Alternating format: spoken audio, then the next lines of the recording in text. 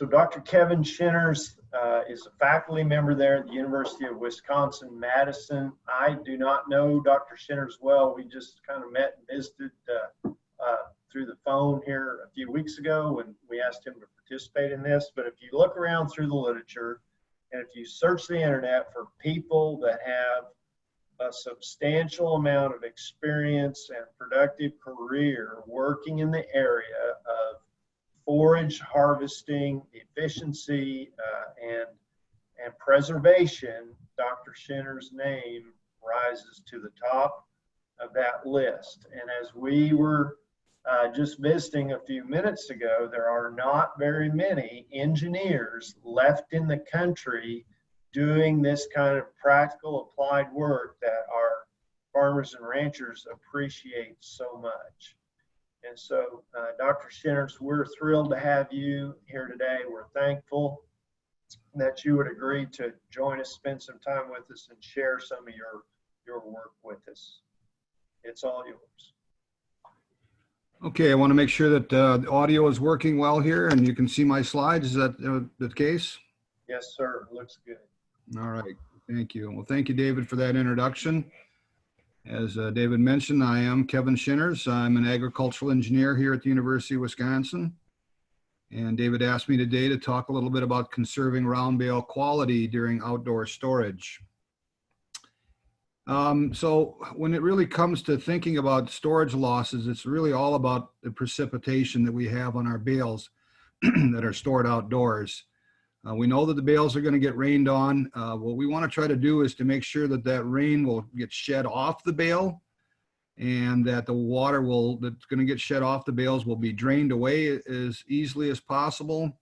We know that the bales will get wet during a rainstorm, and we want to try to do everything we can to help those bales dry out as quickly as possible after that rainstorm. So those are the kind of conversations that we're going to have here today, is how do we help that water get shed? How can we help that water drain away? How can we help those bales dry out quickly? And what kind of storage procedures should we use to help make those things happen? And of course, you understand there that really the reason we're so concerned about this rainfall on the bales is because when the bales get wet, get over, let's say 22, 23% moisture content, we know that there's going to be biological activity in the bale. There's going to be some spoilage taking place, and that's going to negatively affect the quantity of dry matter that we can feed out and also the quality of the bale. So when the bale hits the ground, it has a certain value, both nutritionally and monetarily.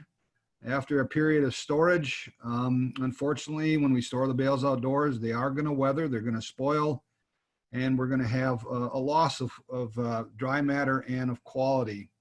And if you take a look at the data that people have out there in the literature, many, many years of looking at round bale storage, sometimes we see the numbers that are very manageable, and sometimes we see numbers that are truly horrific, where we're really losing a lot of value of that bale. And what we want to try to do is to help producers work toward that left-hand set of numbers rather than on that right-hand set of numbers. In preparation of this talk, I went online, Googled Oklahoma hay prices, and I saw round bales of alfalfa in that $150 to $200 a ton range.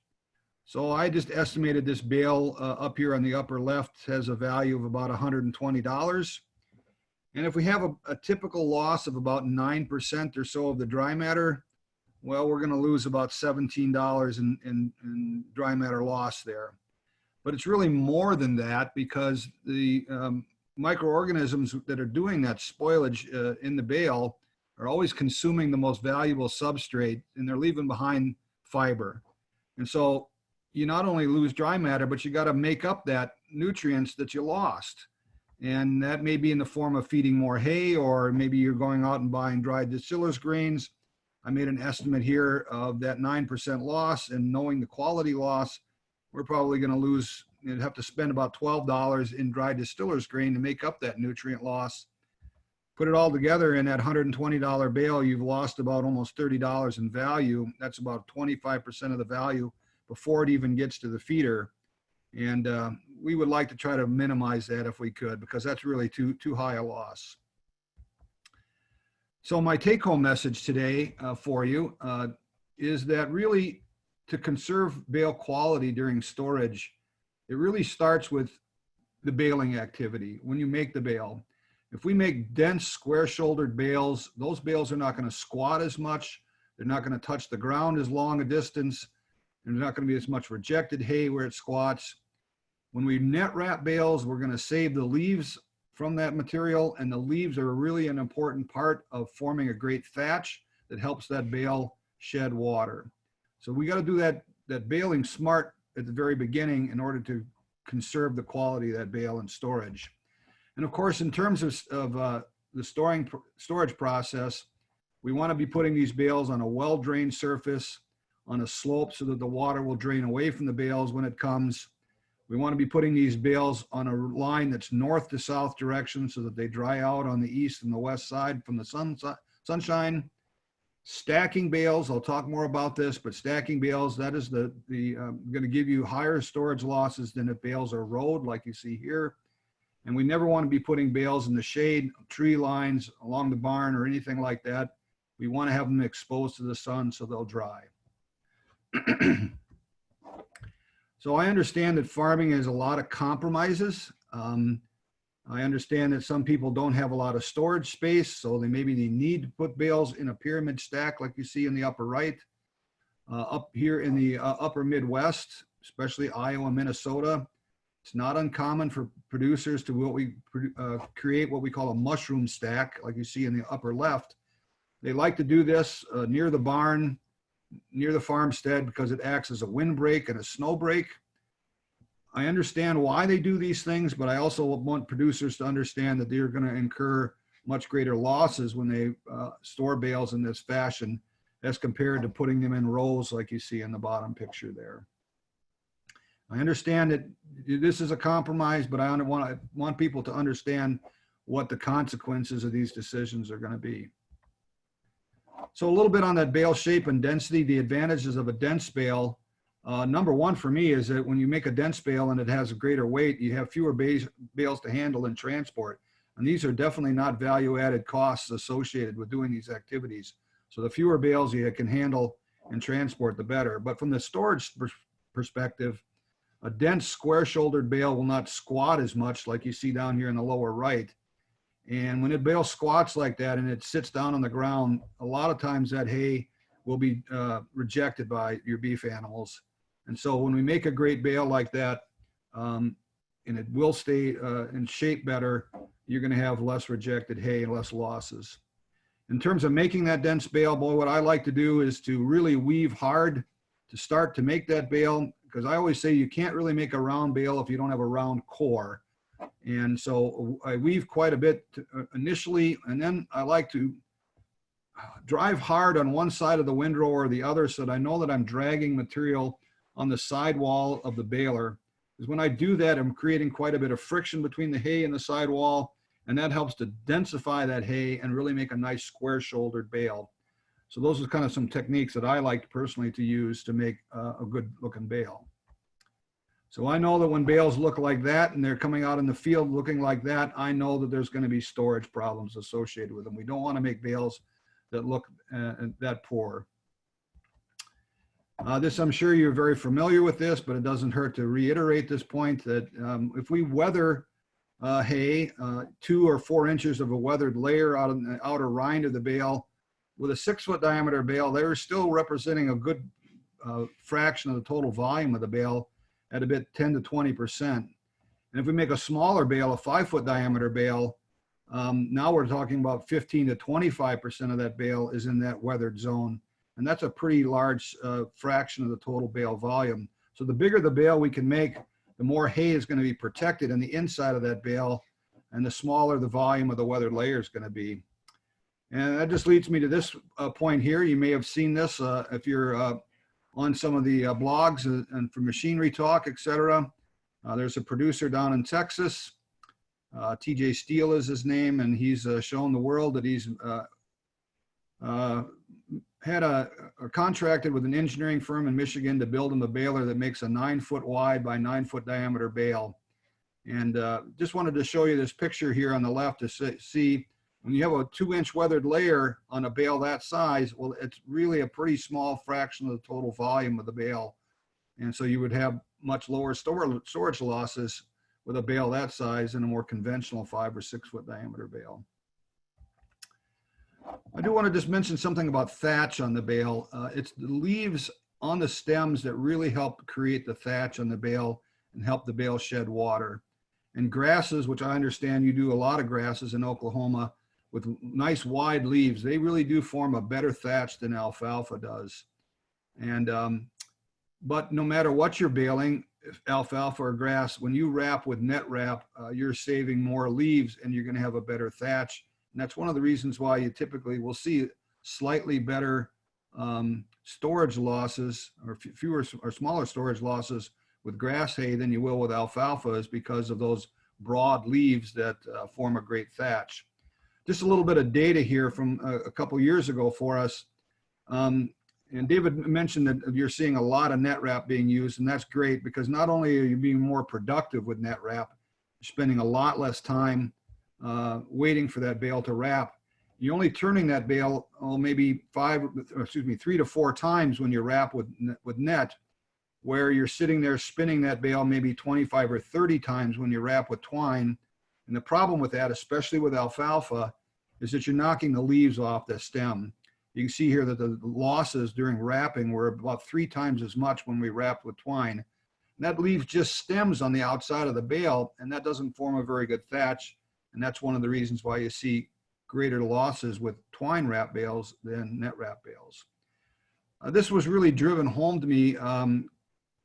A number of years ago, we actually had a machine that stripped leaves off the alfalfa plants while that plant was standing in the field. Why we did that is not important right now, but what is important is that I was left with a field just of alfalfa stems. And I windrowed those up and I dried them and I baled them in round bales and I stuck those into storage outside on a rock pad. And within a couple of months, those bales had rotted all the way down into the core. And the reason for this is there was no leaves on those stems and there was nothing to form a thatch, and that water just penetrated right down into the middle of that bale. And actually those bales went right into the manure pile. So that really drove home for me how important it is to save leaves on the outside of that bale to form that great thatch. Just like a British cottage, water will shed off those bales when you have those leaves on the outside of the bale. This is just a picture of reed canary grass. I really like this. It's just a beautiful thatch on that bale. Water just rolls right off of that bale when you have that kind of thatch. One of the things that we like to do to help producers understand the moisture distribution in the bale after a period of storage is to build these moisture distribution maps. Basically what we do is we take the bales out of storage. That could be after several months or even up to a year. And we used to use a conventional bale probe or moisture probe, moisture sensor, and stab that in about 8 inches into the face of the bale. And you can see here on the right-hand side, we take about 50 readings, about 25 on one side of the bale, those are the red dots, and 25 on another side of the bale, that's our blue dots there. And we put this into a computer program and develop a map of the distribution of moisture content in the bale. About a year ago in August, Sarah Bowder from South Dakota State Extension Agronomy asked me to come out and give a program on outdoor storage of large round bales. And prior to that, Sarah put a bunch of bales into storage and stored them in different ways. Single bales, single rows, pyramids, mushroom stacks, etc. And a few weeks prior to my going out to that program, I sent Sarah one of the moisture sensors, gave her the protocol, and she took a bunch of data on those bales, sent the data back to me, and I developed the moisture maps. And that generated an extension program. I've given the link down here on the lower right, excuse me, an extension bulletin, and also generated an article in Hay and Forage magazine that you may have seen. So I'm just going to walk through some of these because it's really a great visual on how different storage techniques impact the moisture content in those bales and the ultimate spoilage that you're going to occur. So just want to point out to you here, the moisture scale on the right. When you see red, orange, yellow in the bale map, that's great. The moisture content is going to be a little lower than 20% moisture content. When you just start seeing it turn from a little bit of green to a little bit of blue, well, that's in that 20 to 25% range. That's not ideal, but it's not terrible. When you start to see that blue to dark blue, that's really a concern for us that we're going to see a lot of spoilage take place in that bale. And I do want to just point out to you that this is just a snapshot of one day in the life of these bales. They could have been quite a bit wetter previously, that we don't know that, but it does give you just a visualization of what's going on in on that day. You see this bale that was stored indoors. It was stored on a dirt floor, and you can see that the moisture content of this bale is really quite low throughout it. It's great. We would expect to have very little spoilage taking place there. You see a little bit of water wicking up from the dirt floor there into the bottom of the bale, but certainly not in a position that's going to be a concern for us. Another way that Sarah stored bales was to store them in these rows, but individually. There's a big gap between the bales. In this particular case, we can have air circulating around the bale. There's a lot of sunshine that can get on the bale. This is great. Obviously, there's some issues associated with storing bales like this. Not everybody has that kind of room to store bales. And also, I can imagine in some winter days that having to drive a long distance along that road to get to the bales might be a bit of a frustration. But in terms of storage capability, it actually is pretty good. You can see that most of this bale is at a kind of moisture content that we would feel very comfortable saying we're going to have very little spoilage take place. There is certainly some higher moisture where the bale was touching the soil. This is actually a very typical kind of plot that we would see for bales like this. Almost always when a bale is in a row that's running north-south, the east side of that bale is going to be wetter than the west side of the bale because the temperatures, the ambient temperatures in the morning are going to be less than they are in the afternoon, and we typically will see a drier surface and a drier portion of the bale on that west face of the bale. But nonetheless, that single bale stored outdoors, boy, that really looks pretty good in terms of expected spoilage from the moisture content. This is really a great way to store bales is in rows like you see here with a good amount of space between the rows. I'm not sure how you do it in Oklahoma. I should have asked David this, but it's very common for us in the upper Midwest to butt the bales tightly together in the row. And we do this because if we leave a gap of 5 to 6 inches between the bales, we get snow packing in between those bales. And then when we get the spring thaw come in, that water just tends to really want to wick into the bottom of the bale and not really treat it very well. So it's not uncommon for us in the Midwest, upper Midwest, to see those bales butted tightly together. I think if you're in a more arid climate like you might have in Oklahoma, leaving that gap of 4 to 5 inches between the bales would actually be a pretty good idea. And I'll show you why here in this slide next. This was a bale that was plucked out of the middle of the row. Again, we probed the moisture content about 8 inches from the face of the bale. And you can see a good portion of that bale is probably wetter than we would hope to see it. And that's especially true on the east side of the bale. And the reason for this, of course, is that water can get between the two faces of the bale, and it's hard for air to move through there. It's hard to get that water to dry out. And that's maybe one of the reasons why I would say leaving that gap of 4 to 5 inches, if in your climates where you don't maybe get snowpack like we would have in the upper Midwest, might be a really good idea. All right, this is another one. This is a rowing bales, but now putting the rows very tightly together. And there's two problems associated with doing this. I understand that it takes less space when you do this. And again, this might be the compromise that you have to make because you don't have a lot of storage space. But the problem is going to be that water is going to roll off those bales, or shed off those bales, and it's going to be what I'm going to call a gutter. It's going to gutter right down between the two rows of bales, and it's going to really cause a lot of moisture to build up where those bales touch. And you can also see in the bottom quarter of those bales that you're going to not have any opportunity to air circulate or to have any sunshine come down in there to dry those bales out when they do get wet down in that bottom quadrants of the bale. And this was pretty evident when Sarah did this, and we look at the moisture distribution in these bales. You can see, especially on the right-hand bale, a big fraction of that bale is at a very high moisture content. We really would expect spoilage to take place. And you can see where the two bales are butting and touching each other. There's a lot of water that builds up in that gutter. And then in the bottom quadrants of those two bales, between the two rows, you can see that there's no opportunity for air to get in there.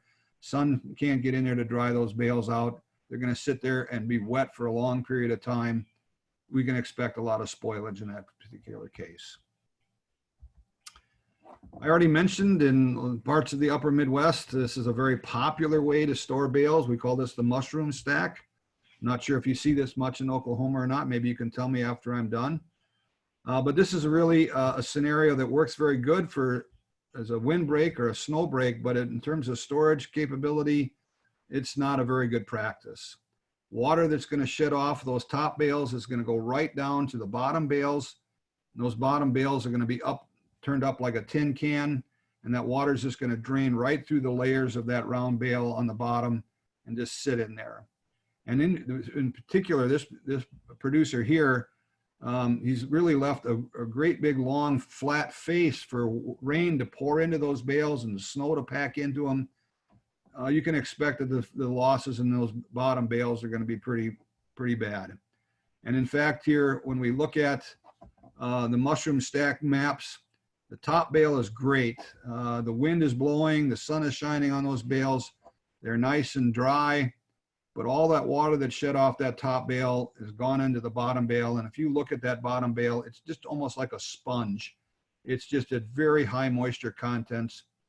When I went out to that demonstration, I grabbed a handful of that bale and shook it back and forth, and just a cloud of dust and mold flew out of that bottom bale. That bale is going to have a tremendous amount of rejection from your animals. So this mushroom stack, not a great way to store bales. The pyramid stack, of course, is very popular. It saves space. It's a convenient way to get at bales quickly to feed them out. But you're going to have the same kind of problems that you have with the guttering of water into the space between the bales. The bales are going to squat down on each other. There's going to be very little air movement between those bales in that stack. I really like this picture. It shows just exactly how these bales will squat down on each other. And when you get water in between those bales, there's just no way that we're ever going to get that material dry. So in our South Dakota study here, you see this to be very evident.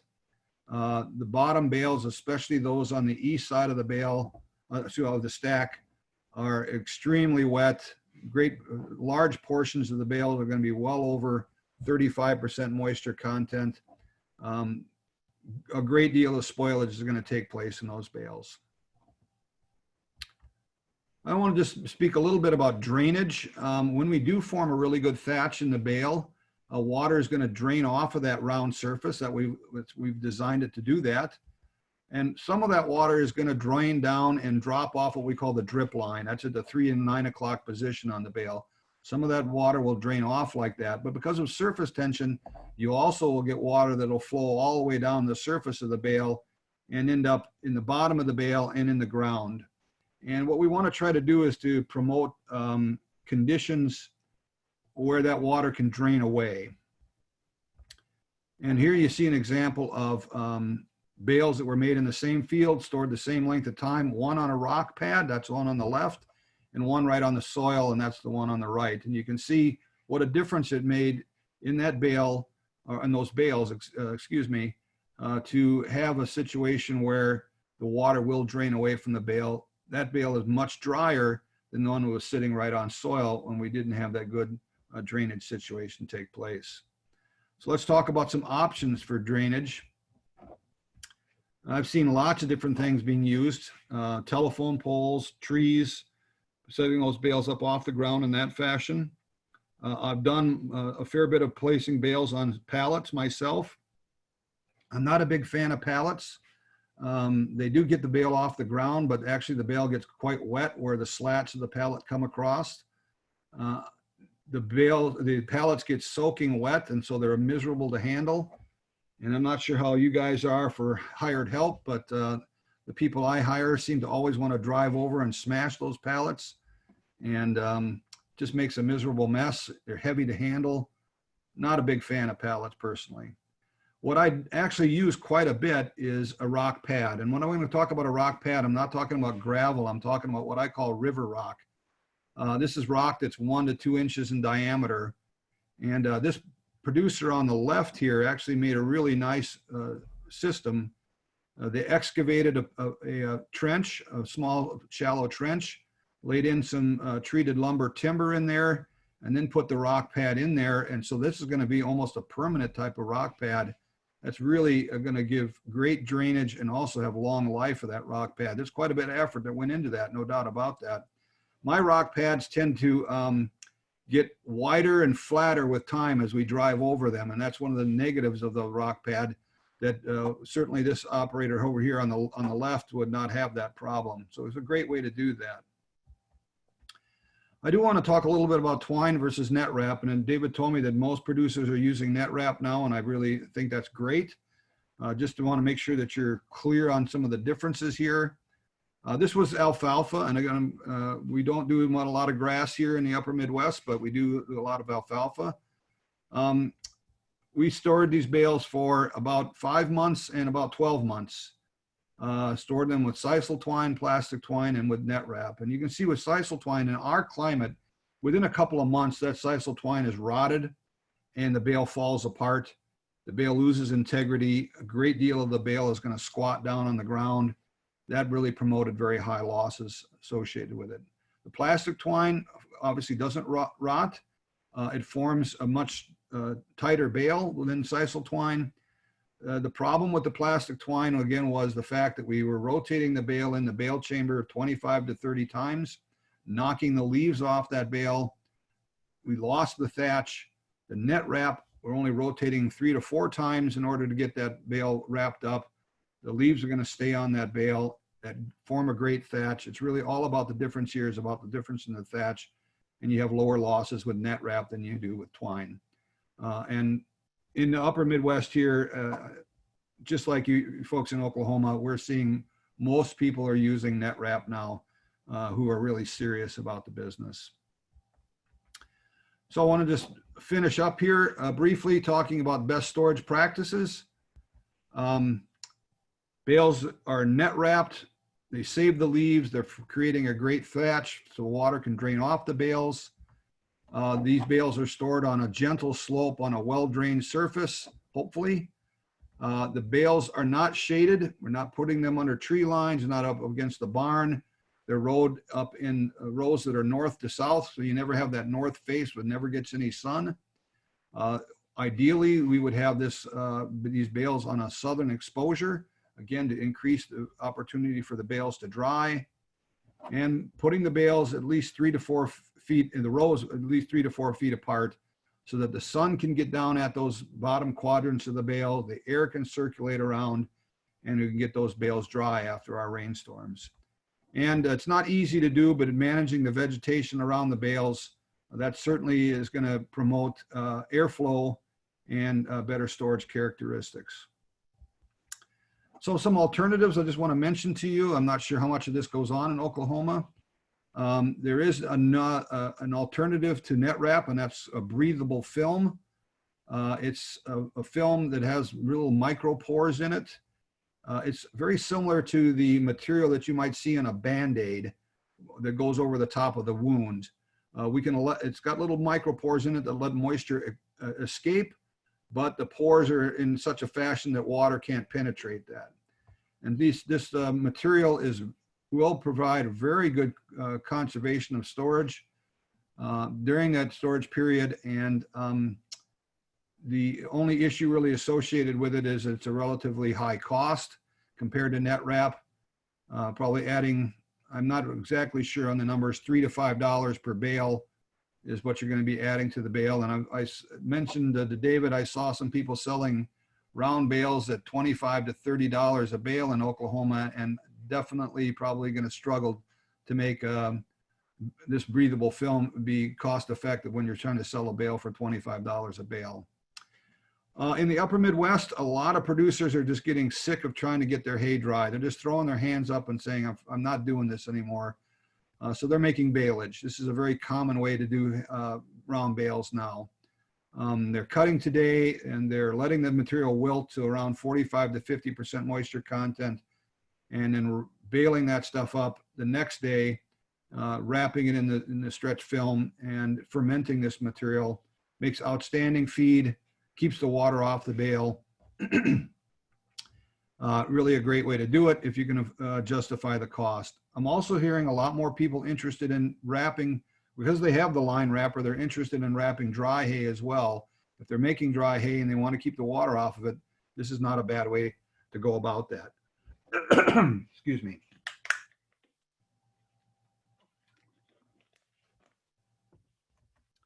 So I'm just going to finish up with a couple of storage examples. These are within about 3 or 4 miles of our research station. I just took these pictures. Here's a producer. He's got corn stover bales. He's lined them up in rows, but instead of running them north-south, he's running them east-west. So they got this north face to them. It's never going to dry out in our particular part of the woods. He's also got the bales rows tightly together. So now we're going to have the problem of water draining between that gutter and not being able to dry the bottom portion of the bale out. The last thing is they are on a slope, but unfortunately the slope is right off of the barn and off of the cow yard there. So water is going to pour off of those surfaces and right down into his bales. Not the ideal situation going on there. Here's another situation I see all too often in our state is people will put bales up against a tree line. They won't control the vegetation around the bales. You can imagine that there's no air circulating around those bales at all. Once they get wet down in the bottom portion of that bale, they're going to stay wet for a long period of time. And last but not least, we have a relatively large dairy that's right across the road from the research station. They make hundreds of stover bales every year, and they make round bales, and then they take those round bales and they store them up on end like that. So the water just can go right down into those bales, and eventually you get a pile that looks like that. As an engineer who knows a lot of engineers who work in the round baler industry, it really breaks our heart to see people take a round bale and store them up on end like that. So just to finish up here, my take-home messages again. It all starts with smart baling. Make a dense bale, a square-shouldered bale, using net wrap so that we save leaves because that forms the thatch. Put those bales on a well-drained surface with a slight slope. Make sure the rows are running north to south so the sun will dry those bales out on the east and the west side. If you can avoid it, don't stack bales because that's going to cause a lot of moisture problems in those bales. And last but not least, expose them to the sun. Don't put them under the tree line. Don't put them up against the barn, and help to get those bales dry as quickly as you can after the rainfall. So hopefully we can help producers make bales that don't look like that. And with that, David, I'd be happy to answer any questions you have. There aren't any bales that look like that in Oklahoma, Dr. Shinners. Okay. Outstanding. I mean, I can think of maybe 10 different things there that just tremendous tips that I think a lot of people make use of. I have a simple question for you, and the rest of you, please be thinking of questions. You can type in the chat. There's a few of us enough that if you want to just unmute yourself and ask your question, please feel free to do so. So just out of curiosity, Dr. Shinners, at what level of moisture? I know you're going to get a little bit of mold, and it sounded like you felt like that was going to occur at 20 to maybe 25%. At what point do you get concerned about a fire? It's pretty rare to see fires in outdoor stored bales. What you really are concerned about is a big stack of bales. You could maybe get a fire in if you put bales in too wet in a stack, a really large stack. But individual round bales or road bales, it's really difficult to do because the heat will dissipate pretty quickly. I would say when you're up there in that 30% moisture range and you don't have any propionic acid on those bales and you put them in a large stack, that could be a concern. Yeah. Right. My next question is, what does a 9-foot by 9-foot bale weigh, and how big a tractor do you have to lift that up? It weighs about 4,000 to 5,000 pounds. And you would probably need like a John Deere 8R tractor would probably lift it. Maybe a 7R would lift it that size, but a wheel loader, certainly. Too bad I couldn't show you some pictures I have of, you know, instead of having hundreds of bales in your field, you're going to have dozens of bales in your field. And that's a real advantage of a bale that size. So, right. And I don't know about you, if you've ever moved bales or not, but I hate that job. It seems like you never get that job done. Yeah. And if I could go from hundreds to dozens, I would seriously consider that. Okay, so here's a few questions, Dr. Shinners. Greg asked, what's your annual rainfall? Please discuss amount per event and the drying time. And I think he means the drying time per rainfall event. Right. Our annual rainfall in Wisconsin here is about 35 to 40 inches annually. And we get some massive thunderstorms. Just a week ago, we had 3 inches of rain on one event. So you have a different situation in Oklahoma in all likelihood. I'm sure it's a more arid climate than we have here. Actually, not as much as you might think. So Lauren, I don't know, Lauren, what are you guys? 20, 22, 3? And then Claude, you all down the southeast. What do you claim?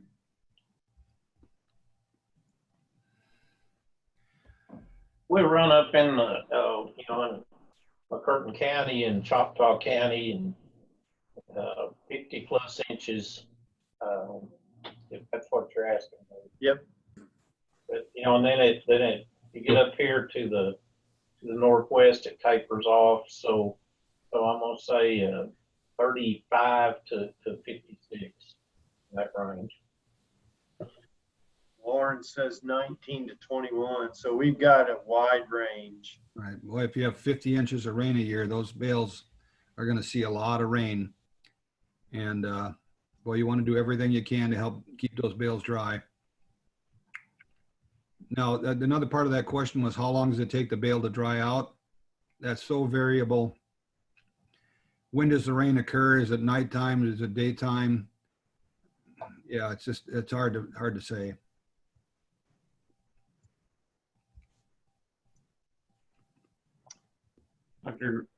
I've got even on my place slopes from west to east downhill.